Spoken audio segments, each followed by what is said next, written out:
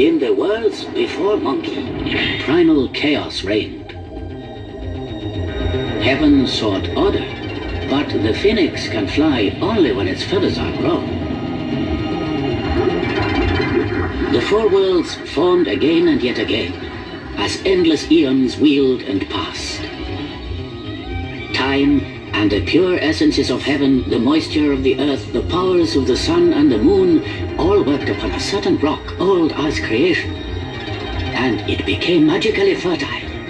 That first egg was named Thought. Tathagata Buddha, the father Buddha, said, "With our thoughts, we make the world." Elemental forces caused the egg to hatch. From it then came a stone monkey. The nature of monkey was irrepressible.